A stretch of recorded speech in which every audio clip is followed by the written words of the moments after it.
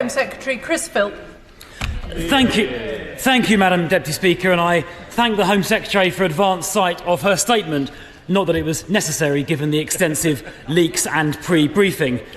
Now, the Prime Minister claimed this morning that all of a sudden he wants to control immigration. I must say that came to me as something of a surprise. The Prime Minister seems to have undergone a miraculous conversion. He has apparently repudiated everything he has ever believed. Or perhaps the Prime Minister is doing what he always does, saying whatever he thinks people want to hear at any given point in time. Perhaps the Prime Minister sees his minus 36% approval ratings and this paper is his desperate response. Because, Madam Deputy Speaker, we know what the Prime Minister really thinks about immigration because he has often told us. The Prime Minister once described immigration law and border control as racist. He signed a letter opposing the deportation of dangerous foreign criminals, including murderers and rapists. He pledged he would reintroduce full free movement of people, and he sermonised enthusiastically about the benefits of migration. He even said the Yarlswood Immigration Removal Centre should be closed down. Perhaps the Home Secretary can tell us if she'll be following the Prime Minister's advice on that one. So given what the Prime Minister really thinks about immigration, it is no surprise that in 2025 this Labour government has presided over the worst start to the year in history for illegal immigrants crossing the English Channel, up 30% since the election last year, and the worst start to a year ever under this Labour government. So it's also no surprise that this plan is so weak that it barely scratches the surface. On its very first page, it seeks to create a false impression. It says visa applications, and the Home Secretary repeated this a minute ago, saying visa applications are 40% down since the election, implying that is somehow down to this government. Why are visa applications actually down by 40%? It is because of the changes made by the last government, which came into force in April 2024. And from the previous peak, net migration is already forecast to reduce by around about 500,000. And if the Home Secretary is now all of a sudden so keen on reducing migration, will she explain why she suspended the Conservative plan to increase the family visa threshold to £38,000? It was due to come into force last month. Will she tell us when that change will now be introduced? Now, the truth is, Madam Deputy Speaker, this plan is weak and it will have little impact. The Home Secretary admitted on Laura Kuenssberg's programme yesterday the measures will only reduce net migration by 50,000, just 1/10 of the impact of the previous Conservative changes. The honest truth is that we need to go much further than this paper does. Immigration needs to come down a lot more. And under new leadership, the Conservative Party is taking a new approach. Well, you can vote on this later if you're so keen. High immigration has put pressure on housing. It has put pressure on public services, on social cohesion, and on the economy. Because mass low-wage, low-skill migration actually undermines our economy's productivity and costs other taxpayers money, because low-wage migrants consume services which cost the Exchequer more than they pay in tax, particularly where there are dependents. So we need to go much further, and that is why later today the House will vote on 2 Conservative proposals as amendments to the Borders Bill, which I can see members opposite are very excited about the prospect of doing. The first of those amendments will create a binding annual cap on migration to be set and voted on democratically by this Parliament.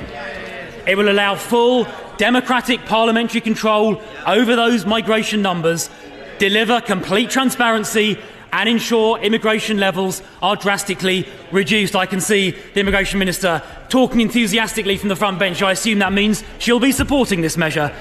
And, Madam Deputy Speaker, secondly, we will vote on an amendment to repeal the Human Rights Act from all immigration matters.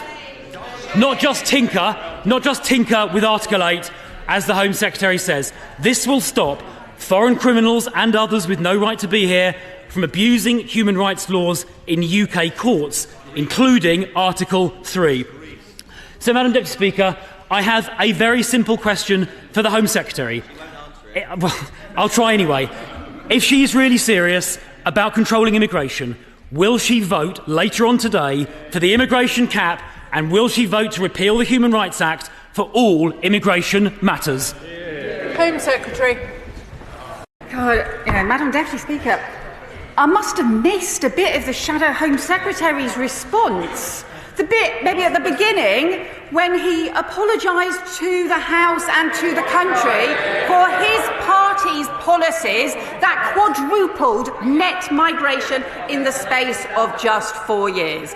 He tells us his concerns about the level of migration. It was his party that is responsible for that huge increase in net migration. And I must have missed the bit as well, where he confessed that from the point at which he became an immigration minister in 2020, when all these policies were introduced, to the point at which the Shadow Justice Secretary finished being Immigration Minister in 2023, net migration rose from 170,000 a year to 870,000 a year. But I must have missed that confession and that apology, because that is what the Shadow Home Secretary should have done.